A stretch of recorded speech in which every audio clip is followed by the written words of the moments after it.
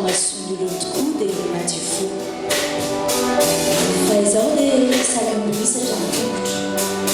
saky solafaka ny livy satria nialina miprearea raha nahita ny fiadanana ratsy fanany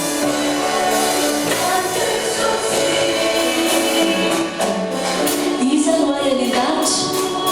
ary tsy misy ety ambony tany iriky fahakanao fa nadeverina zany nofoko sy ny foko dia mbola matolampony foko sanjarako mandrakizay andriamanitra arindro be zalavitra anao aringanao izay mahafonanao